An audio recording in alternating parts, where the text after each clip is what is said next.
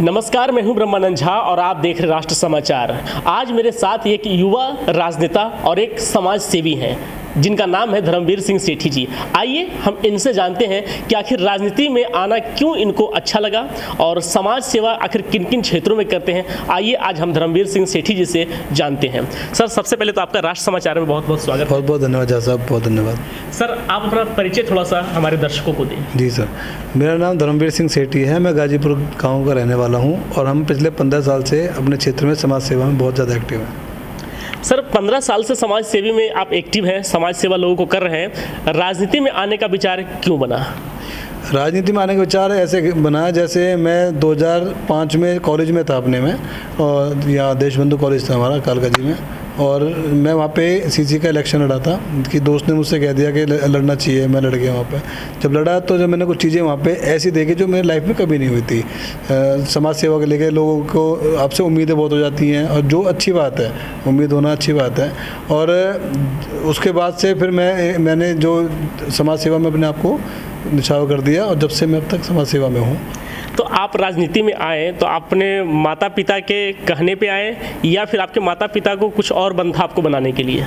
माता पिता का मन उनका जो था वो अलग चीज़ है। उनके कहने से जो आप सवाल कर रहे हो ये एक अलग सवाल है। आज वो मेरे साथ हैं, आज वो मुझे हर तरह से उनका आशीर्वाद है, हर तरह से मेरे साथ है वो। फैमिली का मतलब पूरा सपोर्ट मिल रहा है आपको? पूरा सपोर्ट, पहले पूरा सपोर्ट है। दिल्ली की राजनीति सर, ये देश की राजधानी है और यहाँ राजनीति थोड़ी अलग टाइप की होती है। यहाँ आम आदमी पार्टी, जैसा कि आप आम आदमी पार्टी से ही है, और आम आदमी पार्टी और बीजेपी में ज़्यादा टक्कर दिखाई देती है। तो क्या लगता है आपको कि इस बार जो चुनाव होने वाला था, एमसीडी का चुनाव, वो आखिर क्यों टला? आपकी नज़र से क्या लगता है? देखो, जो मेरी नज़र है वो एक बेसिक नज़र है। मैं बताया, मैं गाजीपुर रहने वाला हूँ। मेरे सारी पुश्तें हमारी पिछले 700 साल का हमारा इतिहास है। हम यहाँ के रहने वाले हैं। तो इसके जो ग्राउंड लेवल पे मैं देख पा रहा हूँ, शायद कोई बाहर से आके 10 साल में, 5 साल में वो नहीं देख पा रहा है। उसको टाइम लगता है उन चीज़ों पे ऑब्जर्व करने में। ये जो जैसे दिल्ली में हम बात कर रहे हैं, गुजरात में गुजराती है, पंजाब में पंजाबी, बिहार में बिहारी, ये चीज़ें हैं, ठीक है। दिल्ली में पूरा देश है।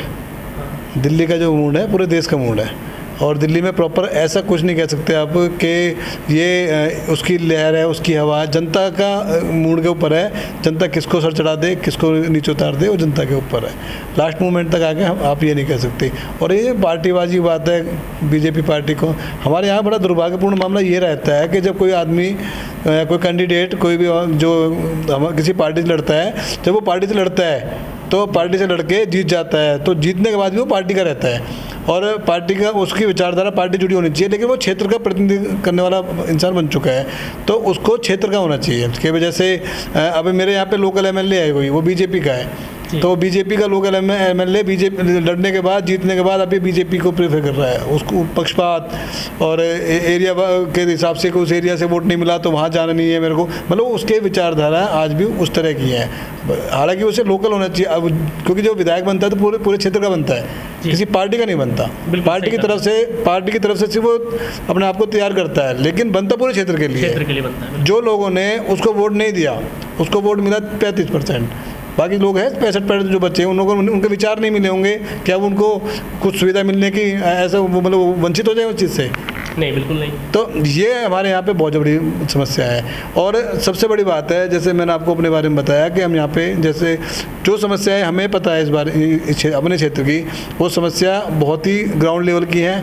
बहुत ही कोई और कैंडिडेट आएगा कोई, तो उसको अगले 4 साल 5 साल के चुनाव में 4 साल तो लग जाएंगे समझने में, और उसके बाद वो उस पर काम कैसे कर पाएगा। मैं यहाँ आपको एक रुकना चाहूँगा कि जैसा कि आपका जो 9E जो आपका क्षेत्र आता है, आईपी एक्सटेंशन 19E आपका क्षेत्र आईपी एक्सटेंशन का आता है, इसमें ज़्यादातर पॉश इलाका भी है, सोसाइटी भी है। तो मैं ये जानना चाहता हूँ कि आम आदमी पार्टी की बात तो ठीक है, जनता आपको क्यों चुने? क्योंकि मैं, जो आपका सवाल है बड़ा अच्छा सवाल है, जनता हमें क्यों चुने। क्योंकि जितना काम हमने अब तक कर रखा है, हम किसी पोस्ट पे नहीं है, हम किसी सिस्टम में नहीं है, हम अपने प्राइवेट सिस्टम से अपनी पार्टी के थ्रू, जो हमारी जो आम आदमी पार्टी है उसके थ्रू अपने लेवल पे, हमारे यहाँ तो कोई पार्षद नहीं है हमारी पार्टी का, कोई हमारी पार्टी का एमएलए नहीं है, हमारी पार्टी का एमपी नहीं है, फिर भी हम अपना काम कर पा रहे हैं। क्यों कर पा रहे हैं? क्योंकि टीम और लोग हमारे साथ है, जनता हमारे साथ है। तो जो काम हमने किया है, हम ऐसे ही काम करते करते रहेंगे। और जितना काम हमने कर रखा है, हमारा रिपोर्ट कार्ड अगर जनता देखेगी तो अपने आप ही वो उस चीज़ को समझ पाएगी। मैंने आपके बारे में थोड़ा सा रिसर्च किया था तो पता चला कि आप निर्दलीय भी चुनाव लड़ चुके हैं और जानकारी के अनुसार 2000 वोटों से आप हारे थे। जी। तो कमी कहाँ रह गई थी? जी, मैं 2000 वोटों से नहीं, मैं 2300 वोटों से हारा था। और कमी सिर्फ यही रह गई थी, जैसे इंडिपेंडेंट इलेक्शन था हमारा, तो यहाँ पे थोड़ा सा कुछ मिसमैनेजमेंट हो गया था कि भाई जैसे आज मेरी एज है 5 साल पहले मैं और यंग एज में था, तो वहाँ पे थोड़ा ये था कि भाई लोकल में यंग एज में है, इंडिपेंडेंट है, बड़ी जिम्मेदारी है, शायद ये कर पाएंगे या नहीं कर पाएंगे।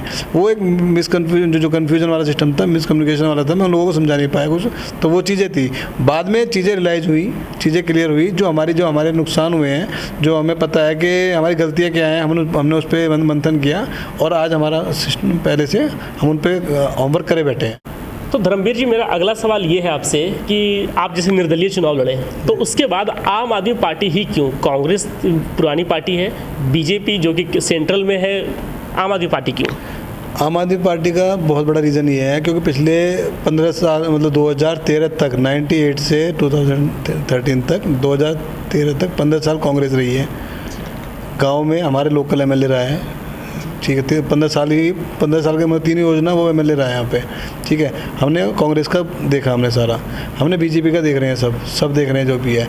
तो जो पिछले 15 साल में कांग्रेस नहीं कर पाई, जो पिछले 7 साल में भाजपा नहीं कर पाई, वो आम आदमी पार्टी ने पिछले 7 सालों में किया है। आम आदमी पार्टी उसमें वर्चस्व में कब से आई है? 2015 से आई है।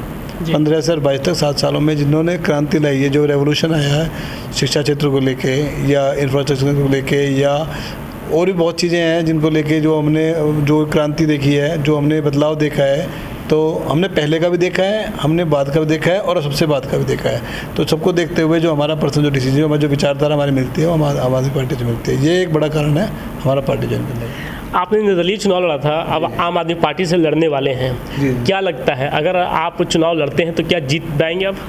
देखो, पार्टी है, हाईकमान है, जो आदेश करेगी हम उसको, अगर पार्टी हमें मौका देती है और हम इसको लड़ते हैं तो डेफिनेटली हम इसको निकालेंगे सीट को। ये हमारा एक ज़मीनी आंकड़ा है, ये कोई ऊपर की बात नहीं है, ज़मीनी आंकड़ा है, उसे हम निकालेंगे सीट को। राजनीति से हटके थोड़ा सा एक सवाल, आप राजनीति में कदम रखें, जैसा आपने कहा कॉलेज टाइम से ही, तो आपको समाज सेवी भी मैं करते काफ़ी टाइम से मैं देख रहा हूँ, जानता हूँ आपको, जैसे कि जगह जगह आप हमेशा कभी पुस्तक किताबें वगैरह बांटते, बच्चों के बीच में खाना बांटते, कुछ भी करते दिखते। तो ये समाज सेवा जो करने का आपको प्रेरणा मिली, ये कहाँ से मिली सर? समाज सेवा करने का बहुत पहले तो बहुत बहुत धन्यवाद आपका कि आप ये देख पा रहे हो, ये अच्छी बात है।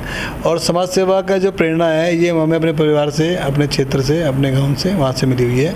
जैसा कि मैं आपको बता चुका हूँ, हमारा प्रॉपर गांव यही है, हम यहाँ से ही हैं। तो जो हमने लोगों में, जैसे लोग बाहर से आता है तो किसी उसको कोई कमी होती है, परेशान होता है, तो हम देखते हैं उसे, तो वो चीज़ें या तो हम उसको अवॉइड कर दें या हमें सपोर्ट कर दें। 2 चीज़ें, 2 ऑप्शन है हमारे पास, हम सपोर्ट करने की कोशिश करते हैं और ये एक रीज़न है, प्रेरणा यही है वैसे।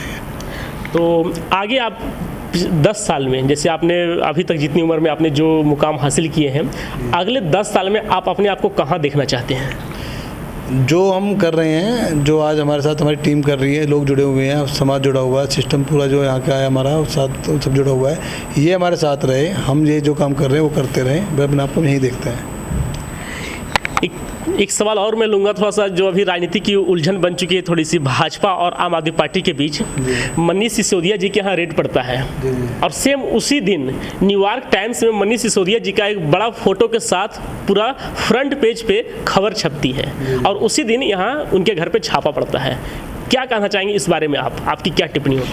न्यूयॉर्क जो टाइम्स में जो खबर छपती है वो खबर अगले दिन पहुंचेगी, उससे पहले रात को रेड मार दें। रात को रेड मारने का रीज़न ये है कि एक बेदाग छवि वाले इंसान को पूरे इंडिया के नंबर 1 एजुकेशन मिनिस्टर पे अगर तुम दाग लगा रहे हो तो लोग इसमें उलझे रहेंगे, उस तक नहीं पहुंचेंगे। आज दिल्ली जो मॉडल है पूरे देश के लिए, न्यूयॉर्क, अमेरिका के पूरे विश्व में इसका डंका बाज रहा है। जो रोल मॉडल मानते हैं लोग, अदर स्टेट के लोग आके हम यहाँ पे देख रहे हैं, तो इस चीज़ को लोग, ये चीज़ इनको गले नहीं उतर रही है। और अगर न्यूयॉर्क टाइम वाला जो सिस्टम था अगर वो पूरे देश में आता है, अखबार में आता है, तो इससे पार्टी का थोड़ा सा सम्मान बढ़ता और सम्मान्य काम भी है। अगर न्यूयॉर्क टाइम्स में अगर आ रहा है तो सम्मान निगम में उससे पहले रात को या ईडी को भेज दिया, सीबीआई का सिस्टम है कि लोगों का ध्यान उस तरफ डाइवर्ट हो जाए। यही एक कारण है, दूसरा कोई कारण नहीं है। तो क्या लगता है कि दोषी है मनीष सिसोदिया या फिर नहीं? मनीष जी हमारे पहले भी कई चीज़ों में क्लीन चिट लेके आए हैं, इसमें भी क्लीन चिट लेके आएंगे। ये सिर्फ एक 4-6 महीने का एक फंडा है। सत्येंद्र जैन जी हमारे वो क्लीन चिट लेके आए हैं।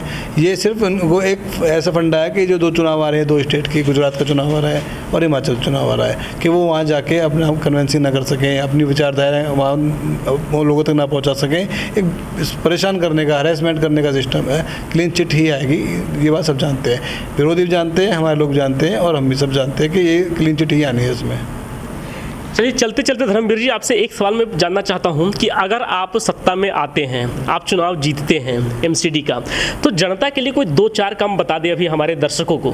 जनता के लिए हमारे 2-4 काम ये हैं, जैसे मैंने आपको हमारी बात हो रही है एरिया वाइज हमारे यहाँ अपनी ज़रूरतें हैं। जैसे गाजीपुर गाँव है, गाजीपुर गाँव में सफाई की बहुत ज़रूरत है, बहुत ज़्यादा, मतलब नालियाँ भरी हुई हैं, कोई काम नहीं हो रहा है। हमारे यहाँ पे इंदिरा कैंप है, यहाँ पे स्लम एरिया है, यहाँ पे पानी की सुविधा नहीं पहुँच पा रही है। हमारे यहाँ सोसाइटीज़ हैं, हमारी कॉन्स्टिट्यूंसी में 70 सोसाइटीज़ हैं। उन सोसाइटी में जो हार्विंग जो ड्रेन वाटर की प्रॉब्लम आती है, प्लस क्या नाम है आपका, ये जो पार्क वगैरह हमारे बने हुए हैं, वो जो एमसीडी के दिन आते हैं वो जो बन गए, जो शुरू में बन गए आज मेंटेन भी नहीं हो पा रहे हैं वो चीज़। सोसाइटी में सिक्योरिटी की बहुत प्रॉब्लम है, क्राइम इतना बड़ा हुआ है, क्राइम को लेके अगर वहाँ पे सर्विलांस कर सकते हैं हम लोग तो ये हम जानते हैं कि क्राइम रेट कम से कम 70% खत्म हो जाएगा सिर्फ कैमरा लगने से। अगर कैमरे वगैरह वहाँ पे हम लगा देते हैं तो ये मतलब एरिया वाइज है जी। स्लम के एरिया लोगों को कैमरे की ज़रूरत नहीं है, वहाँ पानी की ज़रूरत है। मतलब एरिया वाइज किस एरिया में किसी क्या डिमांड है उसके तरीके से हम उस चीज़ को। चलिए इसमें मैं 1-2 चीज़ ऐड करना चाहूँगा कि खैर ये सवाल थोड़ा सा बड़ा है, लेकिन आप अपने स्तर से अपने क्षेत्र में महिलाओं और सीनियर सिटीजन के लिए क्या करेंगे? जी हमारे यहाँ पे सीनियर सिटीजन के पिछले अगले 10 वार्डों में सिर्फ हमारा वार्ड है जिसमें सीनियर सिटीजन के लिए हमने एक अपना हॉल है, उनके लिए हॉल है। हम हर महीने उनके पास जाते हैं, उनके लिए हम ऑलरेडी करते हैं जितना भी हम कर सकते हैं, उनके कंपनी देते हैं या उनके लिए कुछ प्रोग्राम हम इवेंट वगैरह कराते हैं। ये हम ऑलरेडी आज कर रहे हैं, हमारे सर्वे में आप ऐसे चेक कर सकते हो। हमारे आप अगर देखोगे तो आपको ये हमें करना क्या है वो बात की बात है, आज भी इस चीज़ को हम कर रहे हैं। और महिलाओं की जागरूकता के लिए और सैनिटरी वगैरह के लिए हमने भी वितरण कर कई बार किया है और उनकी जागरूकता के लिए हमने अवेयरनेस कैंप बहुत लगवाए हैं और स्लम एरिया में ज़्यादा ज़रूरत है इन चीज़ों की जी। तो हमने वहाँ पे कई बार जो अवेयरनेस के लिए जो प्रिकॉशन वगैरह के लिए बहुत चीज़ें हमने उनके लिए सफलतापूर्वक की हैं और जिसमें लोगों का हमें सहयोग भी मिला है और वो सफल हुए हमारे प्रोग्राम। बहुत बहुत धन्यवाद धर्मवीर जी हमसे बातचीत करने के लिए। तो दोस्तों ये थे हमारे साथ एक सफल युवा नेता कह सकते हैं जो कि अपनी राजनीति की शुरुआत किए हैं और आने वाले एमसीडी चुनाव में ये चुनाव भी लड़ सकते हैं। तो हमारी पूरी शुभकामनाएं आपके साथ है सर कि आप चुनाव लड़ें और जीतें और जनता जो उम्मीद कर रखी है आपसे आप उस उम्मीद पे खरे उतरें। तो दोस्तों फिलहाल इस कार्यक्रम में अभी के लिए बस इतना ही। देश और दुनिया की तमाम खबरों के लिए आप देखते रहिए राष्ट्र समाचार।